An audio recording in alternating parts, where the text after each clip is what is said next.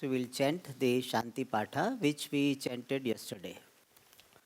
Om Sadashivasamarambham Shankaracharya Madhyamam Asmadacharya Paryantam Vande Guru Paramparam Shrutismriti Purananam Alayam Karunalayam Namami Bhagavatpadam Shankaram Lokashankaram Shankaram Shankaracharyam Keshavam Badarayanam Sutrabhashyakritau Vande Bhagavantau Punah Punah Ishvaro Gururatmeti Murti Bheda Vibhagine Vyomavadvyapta Dehaya Dakshinamurtaye Namaha.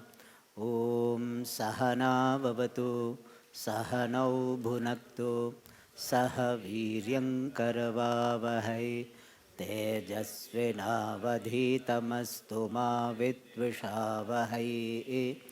Om Shanti Shanti.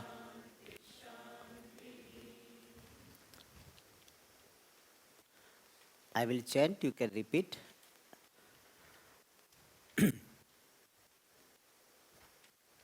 Manobudhyahankara chitta ninaham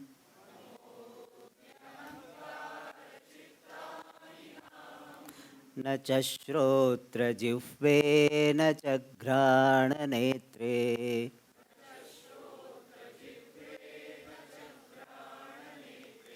na cha vyoma bhumir na tejo na vayuh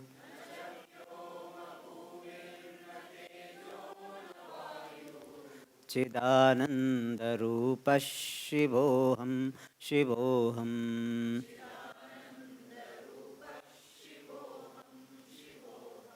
Nacha Prana Sanyyo Na Vai Panchavayu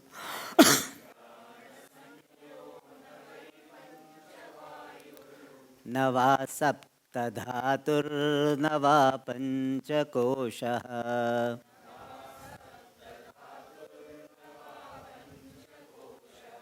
न वाक्पाणिपादौ न चोपस्थपायु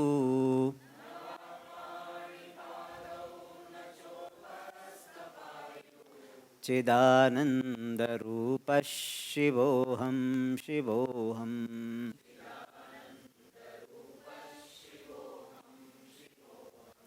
चिदानन्दरूपः शिवोऽहं शिवोऽहम्.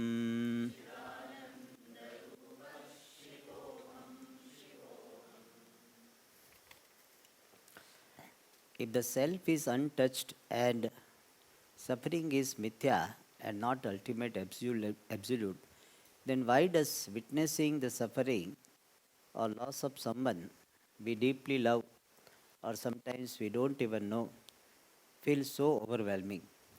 How do we distinguish genuine witnessing from emotional suppression or detachment?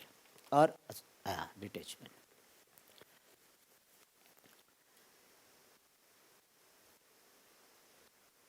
Yes, when the loss of near and dear one is there, the sadness caused is very intense. And when the sadness is very intense, then to appreciate that I am Sakshi becomes difficult. Because the appreciation has to happen in the same mind where the sadness is. Appreciation is about Sakshi, but appreciation happens where? In the mind. So, in the Sakshi, appreciation is not there. So, when the mind is relatively calm, that time we can think about the sadness we had experienced. And then we say that sadness is the mode of the mind, is the modification of the mind. I am Sakshi of That's sadness. You bring in the situation, and in a controlled situation you appreciate. Then somebody may say, Swamiji, what is the use? When sadness is there, we are not able to use this knowledge of being witness. So when you do this exercise in a controlled situation, when sadness is not overwhelming, then you are slowly developing this pattern of thinking, this samskara of appreciation of Sakshi. And when that samskara, that impressions, that practice of seeing oneself as Sakshi has attained the ground, means it has attained some strength, then in future, even when sadness is there, you can use it. It is something like a person has got very intense pain, some muscle pain or some orthopedic pain, and that time you say you do exercise, it will not help. That time perhaps painkiller etc. is required, because pain will not allow the person to do the exercise. So even though the final solution is the exercise only, but when pain is very, very intense, that time this exercise may not help. So exercise is to be done when pain is relatively less. Similarly, this I am Sakshi, that is to be done when this sadness is not overwhelming. And in that situation, when sadness is not overwhelming, I learn to see that this sadness, for small thing, some mosquito bite happened, or somebody told something, little bit small scolding, some sadness, and that time your mind is not overwhelmed. And at that time, you try to appreciate, then it will be possible. And you keep doing this for stronger and stronger situation. And then you develop the strength of this appreciation, the strength of the samskara of the appreciation, I am Sakshi. It is something like when person was relatively okay, he has done yoga. And because of that, person has developed immunity. Person has developed some strength. Therefore, the minor injury will not cause any problem. So, one has to do this not when intense sadness is there. One has to be ready. One has to prepare oneself beforehand. Then only this sadness, overwhelming sadness, can be handled. And therefore, the answering to this question, that why even though we know that I am Sakshi, still we are overwhelmed, is because the strength of the appreciation is not good enough to overpower the intensity of sadness. And the rule is, whoever is stronger prevails. Sadness is very strong, whereas your appreciation is very little strength. New entrant, just now it has come Vedanta study. And therefore it is like a new daughter-in-law. And these people are only well rooted in the family. So they will prevail. The new daughter-in-law has to get the ground. So similarly, our Vedanta is like that. So it will take time to get enough strength to overcome, to handle this sadness. All right. How do we distinguish the genuine witnessing from emotional suppression? When emotional suppression is there, it will not be sustainable and it will not be a comfortable state. Where genuine witnessing is there, there is a state of ease, state of calmness. I am Sakshi. It is not a matter of sadness. It is not a matter of some what is called struggle. I am Sakshi. So there is objectivity. There is calmness. Suppose something is happening and it really doesn't matter to you. You are just witnessing. Somebody came, somebody went. It doesn't matter to you. So it doesn't bother. It doesn't create any conflict. But if somebody gets up and you are the speaker and it disturbs you, suppose, then still you are a speaker, so you have to maintain That speaker should be very calm and composed. They should not be angry. Is that responsibility there? The speaker has so many responsibility. What we do, what we don't do, everything is recorded. 45 security cameras are there. So with all good memory. So in security camera also memory is required. So that good memory is there. And therefore I suppress. Even though somebody got up and went away, I suppressed. But that state of suppression will be uncomfortable. Somebody will observe that Swamiji ko pasand nahi aaya. Swamiji did not like it. It will be observed. Whereas I am Sakshi, oh, somebody went out, somebody got up. So I am Sakshi. That the successful or genuine witnessing will be comfortable and calm. Genuine witnessing will be characterized by calmness. Whereas the suppression will be characterized by this discomfort. Some pain will be there. Suppression is there. It's like you have to press, So how sometimes in your suitcase you have to put so many things. So how do you suppress so it comes out again? You struggle. So suppression will be characterized by struggle, discomfort. Genuine witness will be characterized by calmness. All right. Or detachment. Detachment is there means what? You are not emotionally dependent upon that situation or a person. Like when you are reading the newspaper and so many obituary you read, you do not know them. So you are detached to them. So you are drinking coffee and reading the newspaper. You continue to drink coffee. You don't put your cup down.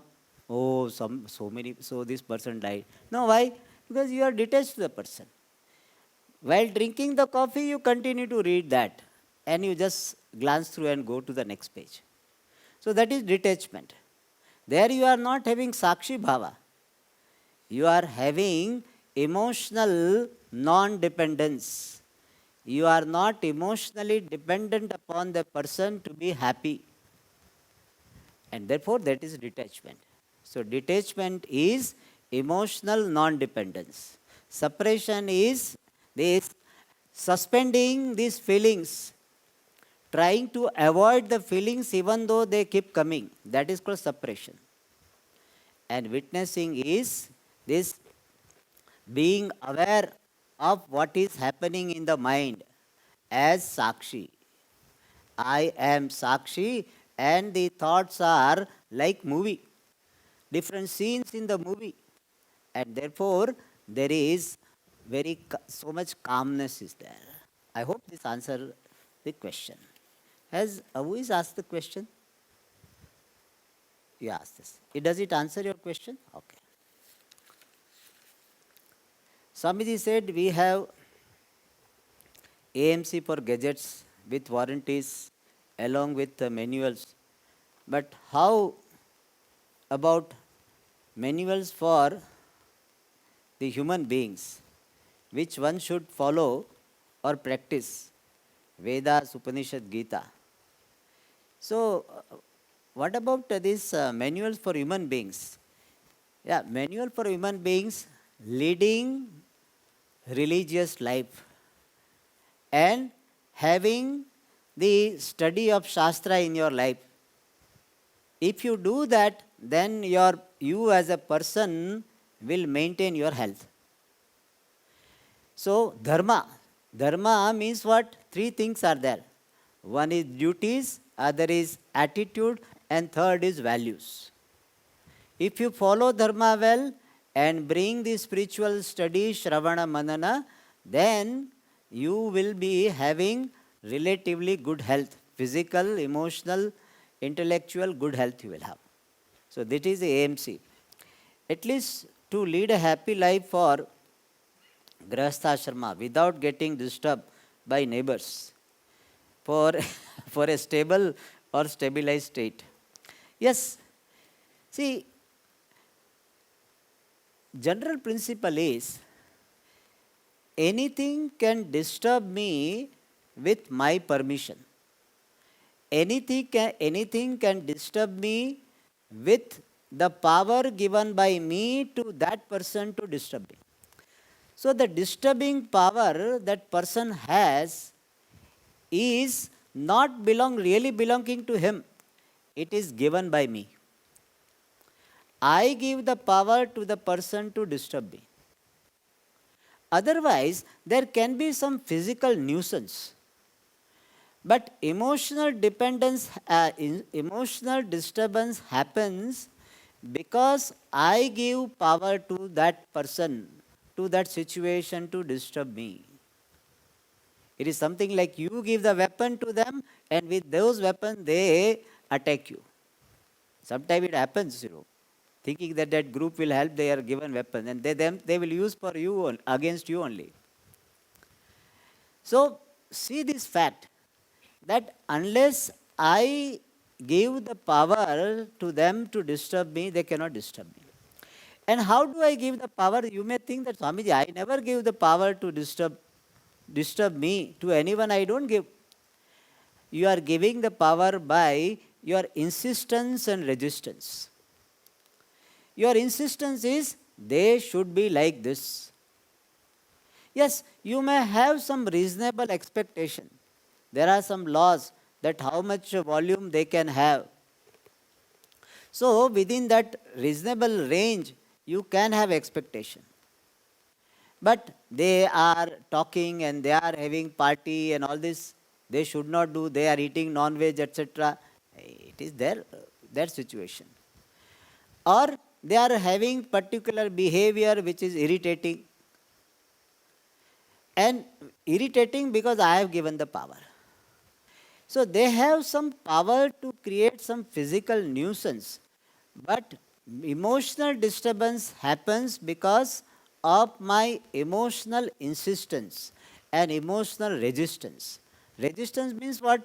Why they are like this. Not only that, why they are like this, and why am I happen to be their neighbor. I have resistance to myself also. Like my son, why is he doing like this? So that is one.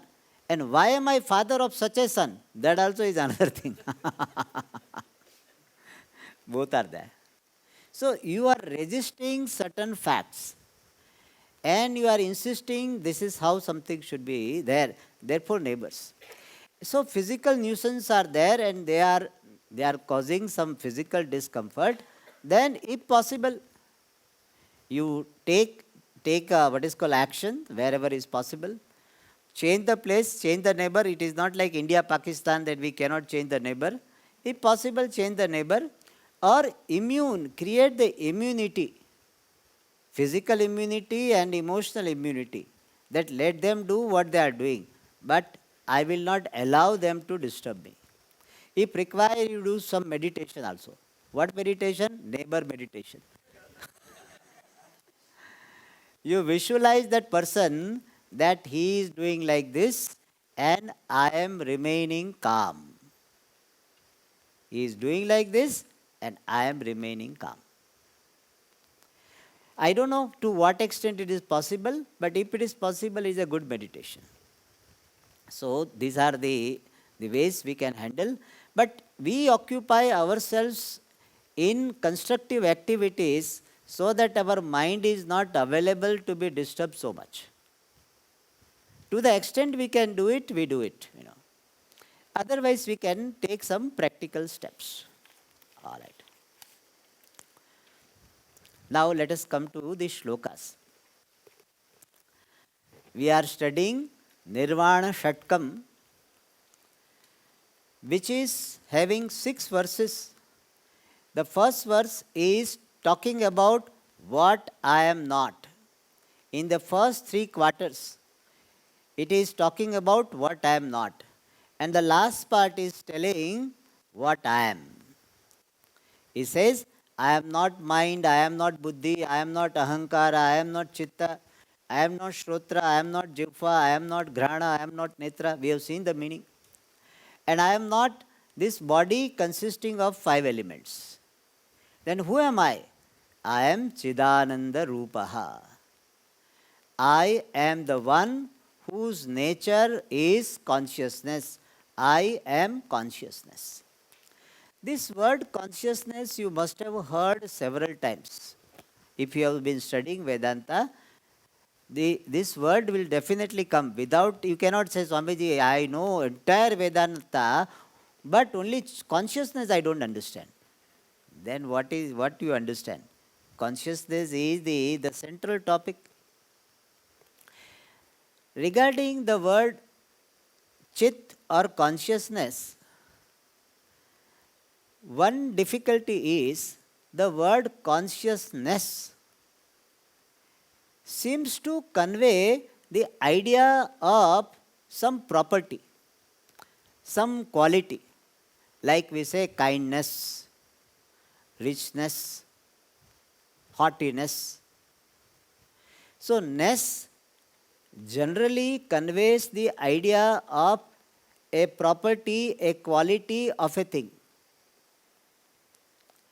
Here, consciousness is not a property, a quality of any entity. Consciousness itself is the entity, is the reality.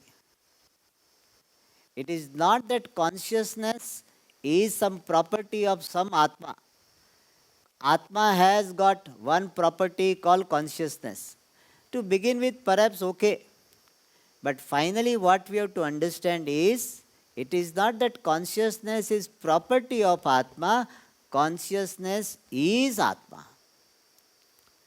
I, the self, am consciousness.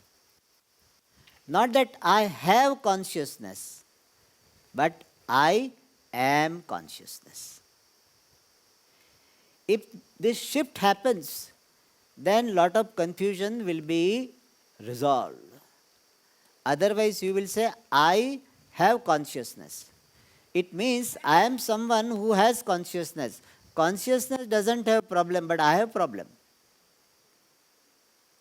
Therefore, let us be very clear, consciousness is not the property, the attribute of any entity.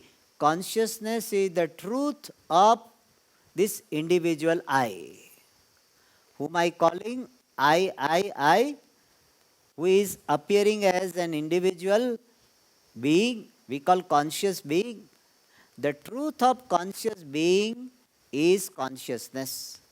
And the truth means what conscious being really is consciousness. So, what really I am is consciousness. Consciousness is not my property, I am consciousness. What do we mean by that I am consciousness? I am consciousness means I am self-evident. Swaprakashaha. I am self-evident means I don't need to be made evident by anything else.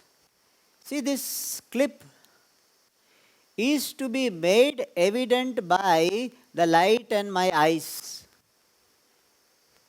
Clip is not self-evident. It is made evident.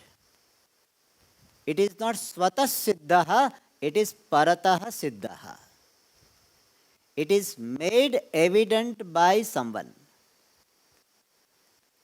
Whereas consciousness is that which is self-evident, not made evident by anyone else.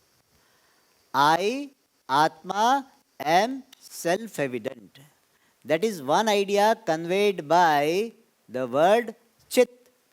I am chit means I am self-evident. Second thing is, conveyed by this word chit is, everything becomes evident because of me. Chit.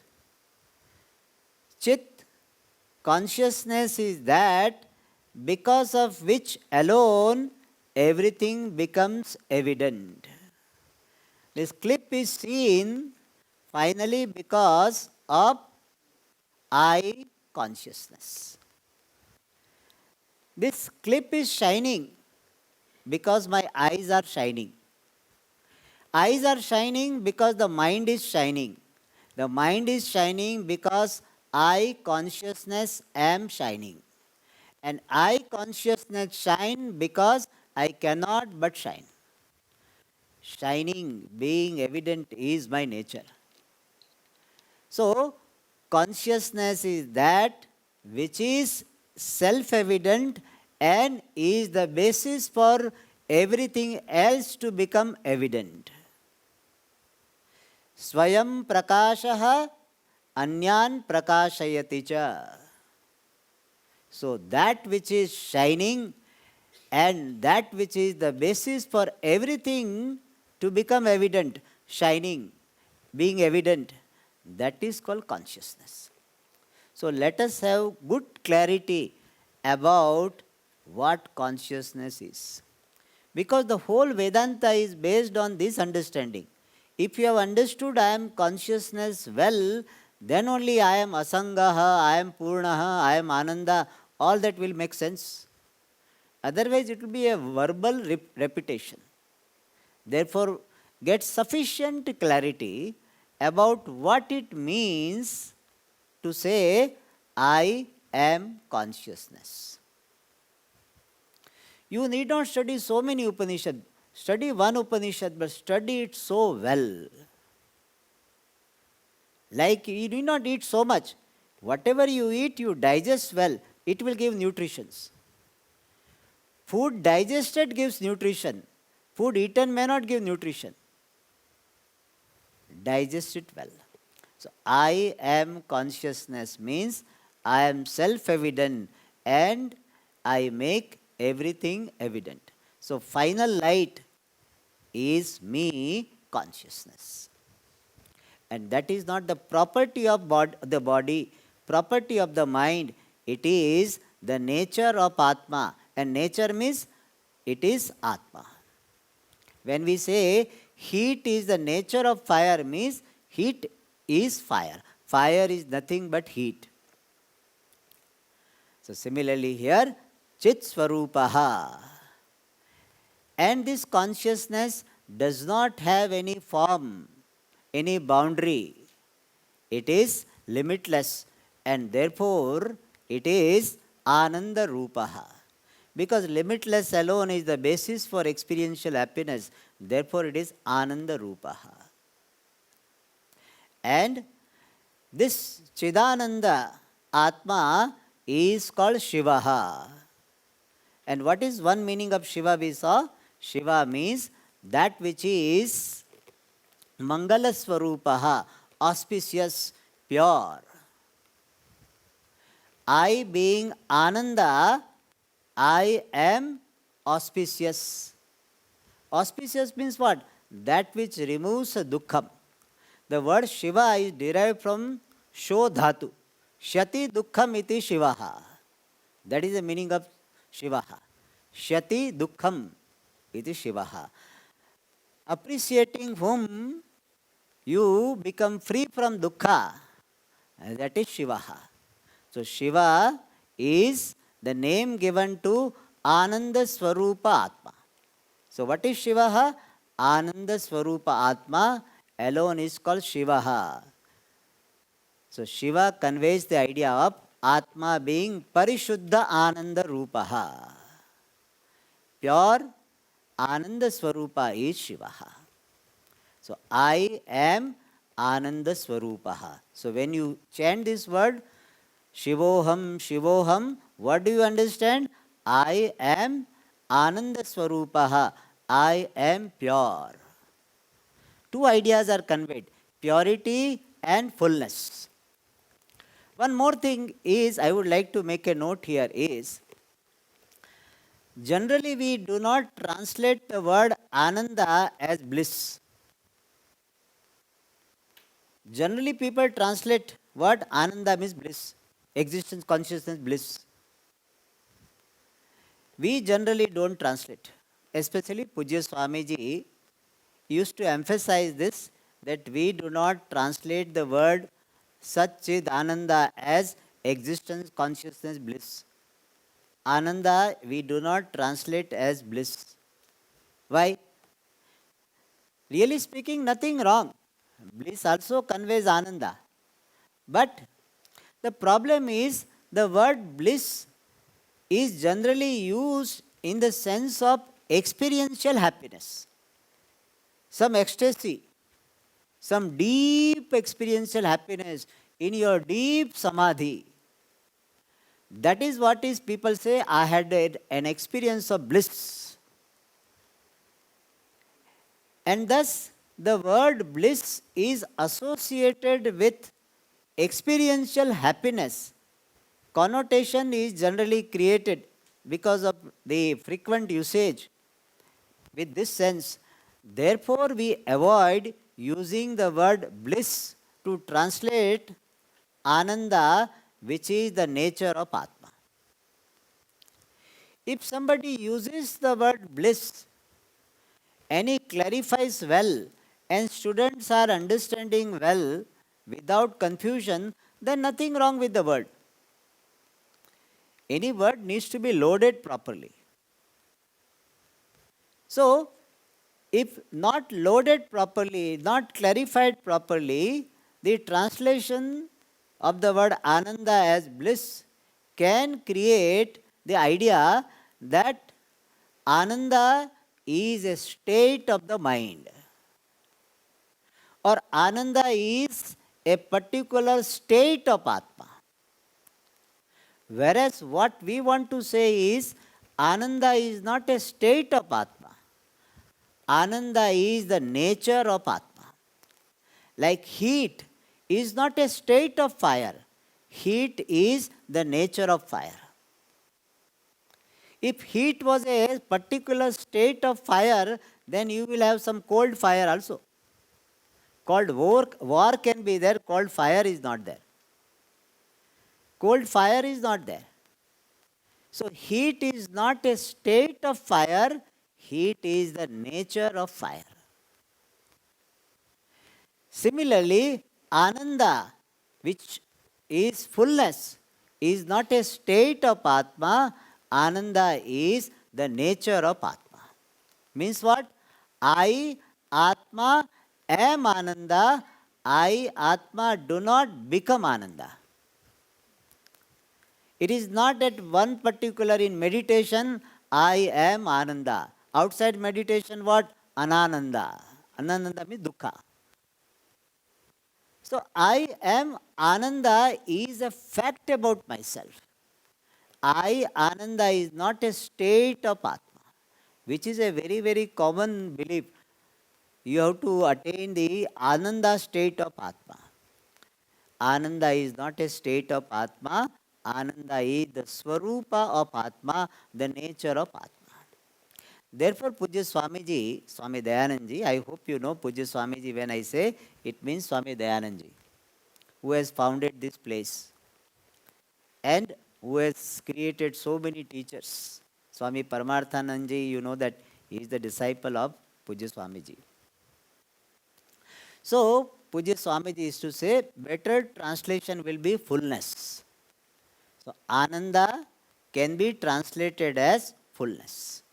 Existence, consciousness, fullness. And it is not a state of Atma, it is the nature of Atma. So, I am Chidanandaha. Means what? I am consciousness which is fullness. Ananda Swarupaha. Alright. Then the second shloka we saw that I am not the prana in general, and I am not this all specific pranas, pancha prana. I am not the 7 constituents of the body like rasa, rudhira, mamsa, majja, etc. I am not those constituents. And I am not panchakoshaha. Yesterday we didn't have time to explain this. Panchakoshaha means 5 koshas. Literal meaning of the word kosha is a cover, a sheath. Like something is kept inside, like pen we put inside the cover. So that cover will be called koshaha. Generally in Shastra they give the example of the sword is kept in this particular cover. That is called koshaha. Any cover is called koshaha. And we have got 5 koshas. What does it mean? 5 covering factors. Covering whom? Covering Atma. So Pancha kosha means 5 covering factors. But the question would be, what are those 5 factors? We say Annamayaha. The physical body, which is a product of Annam, food, is called Annamayaha. Maya means product. Annamaya means product of food. So we should not think that the Annamaya means roti, etc. directly. Roti went somewhere to our hands and legs and all this. Not that. From the food, particular nutrients are created and they form the body. Therefore, it is called Annamaya. So Annamaya kosha, the physical body. Pranamaya kosha means Pancha prana plus organs of action, karmendriyas. Manomaya kosha means the mind plus 5 jnanendriyas, eyes, ears, etc. Vijnanamaya means the intellect with 5 organs of perception.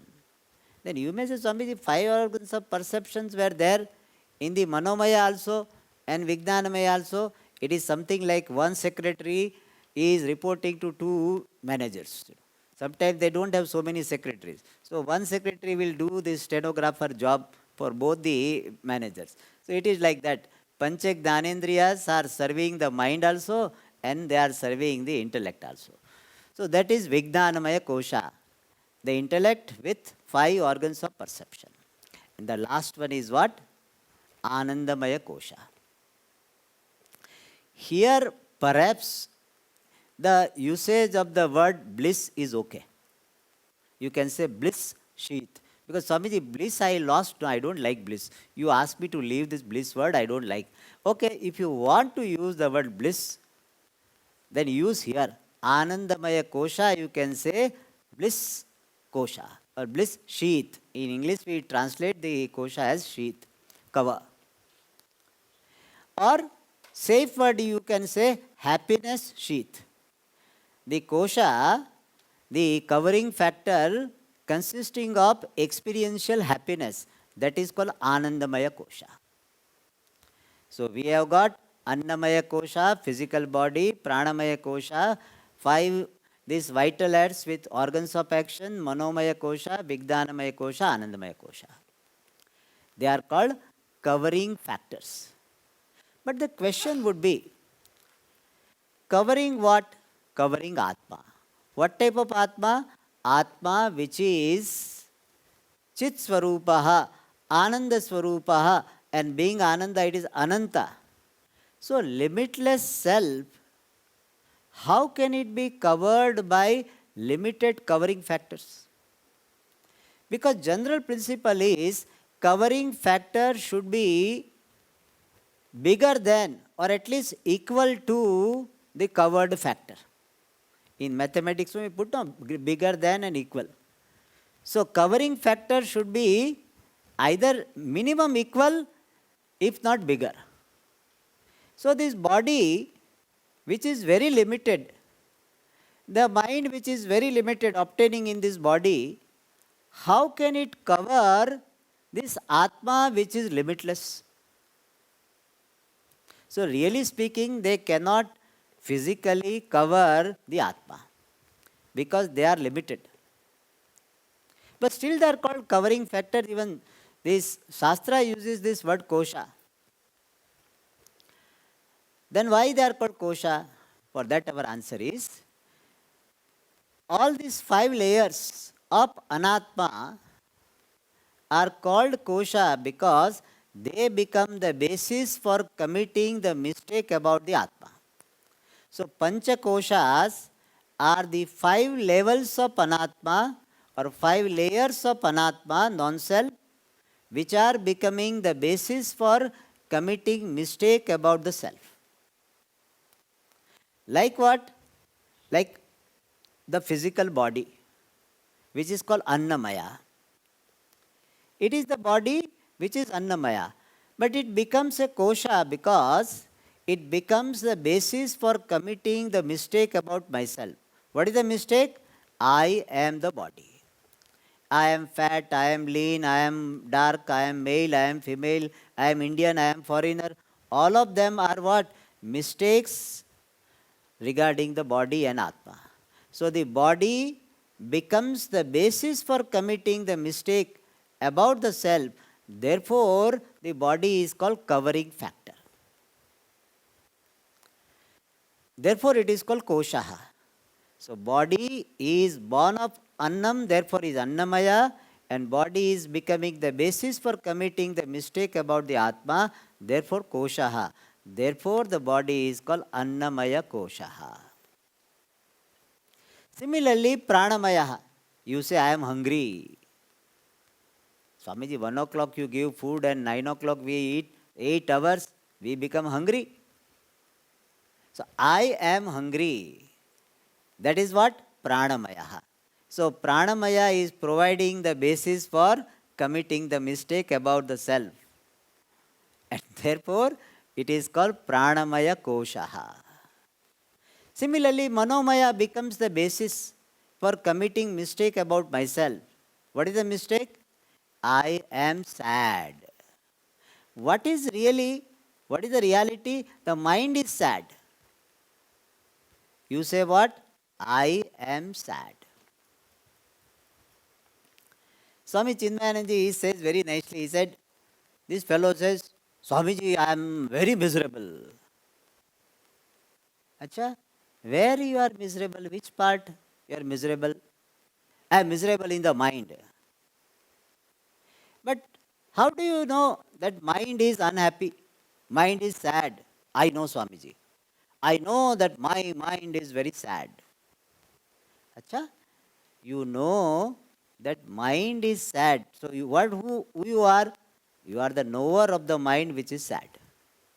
You are not sad. Suppose I see a pillar. By seeing the pillar, I don't become the pillar. The one who is the observer of the pillar is not the pillar. So I am someone who is the witness, the knower of the mind which is sad. But what do I say? Not only say, what do I think? Very strongly feel what? I am sad. In fact, you feel so strongly that I am sad that at that time if somebody gives you Vedanta Upadesha, you are not sad, you are the witness of the sad mind, you will become more sad. Why you become more sad? Because you will have double guilt. Oh, I studied Vedanta for 10 years, 15 years, and people consider me senior student, and still I am becoming sad. So you will have what is called, Swami Paramarthananda uses the meta reaction. You are disturbed that you are disturbed. I am sad that I am sad. Even though I am a senior student, still I am sad. So first of all I am sad. And now I am sad that I am sad. I call it secondary infection. You know, there are two infections. Primary infection, sadness. Secondary infection, that I am sad that I am sad. Why is it happens?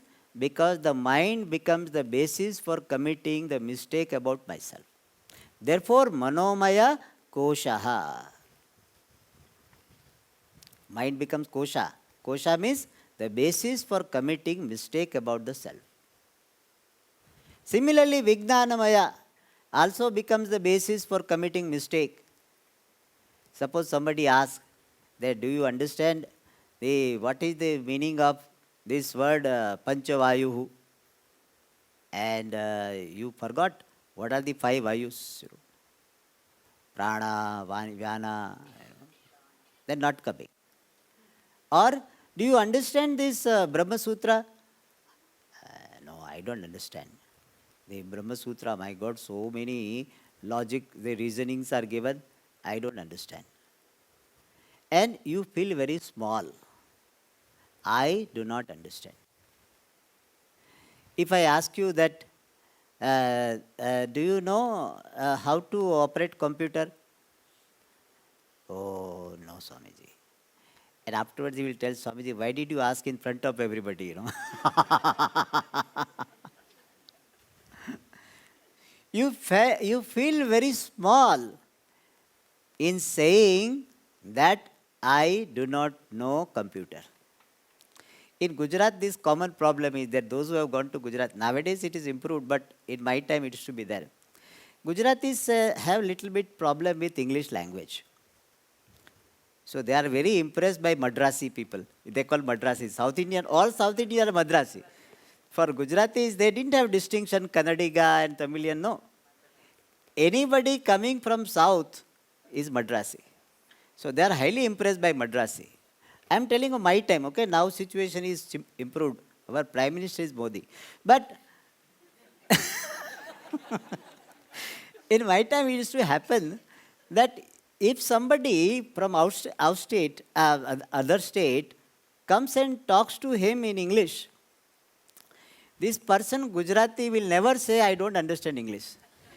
He will try to manage. Yes, no, no. So he will try to manage, but somebody will be caught because he will be giving contradictory answer. So, why it happens? Because there is a problem in admitting I do not know English. And this is our colonial mentality. See, if you do not know Tamil language in Gujarat, you don't feel bad about it. In fact, in Tamil Nadu, if people don't know Hindi, they don't feel bad. In fact, they proudly say that we don't know Hindi. So, if you don't know Hindi, you don't feel ashamed. In fact, sometimes they don't know even Tamil well, Then also they don't feel ashamed. But if we do not know English, means we feel small. Not only you feel small, people around also will make you feel small. People can make you feel small only when you give validity to their comments. So, this is called Vijnanamaya Kosha. Buddhi doesn't know one language, that's it. But I identify with the Buddhi and say, I do not know English well. And it makes me feel small. Rapidex English became very popular book. Rapidex English, very popular. I have people, whether they learned rapidly or not, I don't know. Became very popular. Because of this, having the feeling of smallness, Even when Kapil Dev had this complex, that how can he may be made captain, he doesn't know English, Hey, what is this? For playing cricket, you don't require English language, But we have this. This is what? Vijnanamaya becoming a kosha. The intellectual personality is becoming the basis for committing mistake about myself. Intellect doesn't know this. I am okay with that. I am the sakshi of the intellect which doesn't know English. It doesn't know so many languages. Why English? So Vijnanamaya becomes kosha. And Anandamaya also becomes a kosha. Kosha means what? Basis for committing mistake. How Anandamaya Swamiji becomes basis for committing mistake? When there is moments of joy, Ananda means experiential happiness. When there are moments of happiness, you say what? I am happy now. Swamiji, you are concluding the class, I am very happy. Some people may be waiting for that, It's understandable. I am happy either way. See, some people are enjoying the class, some people will be happy after conclusion of the class. So I am giving you happiness both ways. Anyway, so I am happy now. This is a mistake. According to Vedanta, I am happy now is not my true nature. My true nature is what? Happiness. The truth of this experiential happiness, Ananda, is my nature. If you say, I am happy, I was happy, and generally, you know what? I will be happy. Our happiness generally we postpone to the future only. Or sometimes past. Past also people do. Swamiji, in those days we were so happy. That time also you were complaining, but you forgot that. Really, that time if you really see, it is not that you are happy. Unhappy also, but now you are remembering that. Or you think that in future I will be happy. This is the mistake about myself. I, Chit Swarupa Atma, am not someone who becomes happy. I am happy when? In the past, I am in the present, I am in the future. Happiness, or better word, Ananda, is my nature. It is something like you ask fire, when were you hot? All the time. Heat is my nature. It is not that once upon a time I was hot and now I become cold. No, that is not fire. So Anandamaya also becomes a kosha because it provides the basis for committing the mistake. What mistake? Now I am happy, or I will be happy, I was happy. This is a mistake about myself. So when you say I was happy, is a mistake. And Anandamaya is providing the basis, therefore it is called koshaha. Now here what is said? I am not panchakoshaha. I am not Annamaya koshaha, not the body. Why? Because I am the sakshi of this body. I am someone who is aware of this Annamaya kosha, the body. I am aware of pranamaya, all prana. Especially breathing, you can appreciate very well. I am aware of the mind. All emotions I am aware of. Therefore, you are angry inside. Even though outside you are putting a smile, but you are aware of your anger. And sometimes you are happy, but outside you are showing a very, very serious face because of the situation. But inside you are happy, you are aware of that. Happy mode or unhappy mode, you are aware of it. And you have anger, jealousy, you are aware of it. And you know something or you don't know something, you are aware of it. That is why some people, even though they don't understand, they will say, they do like this. In fact, when they don't understand, they nod their head little more to cover their ignorance. But I tell you, being an experienced teacher, we can make out.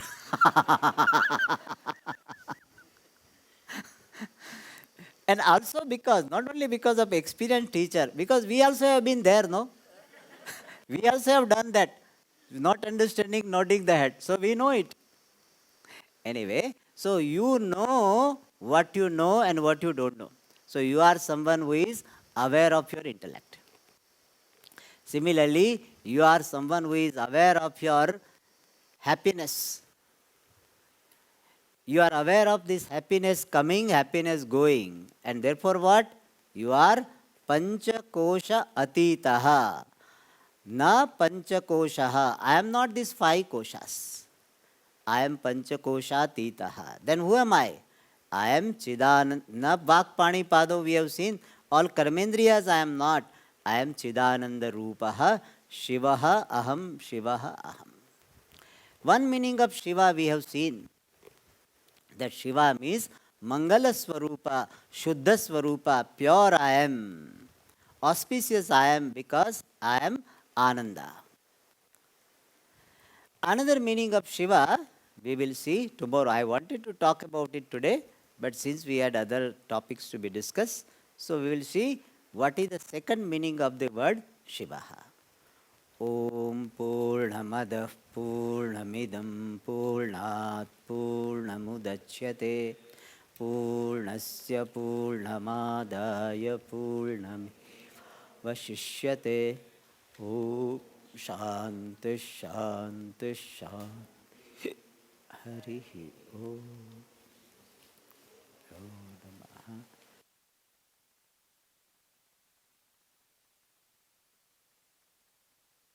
Contentment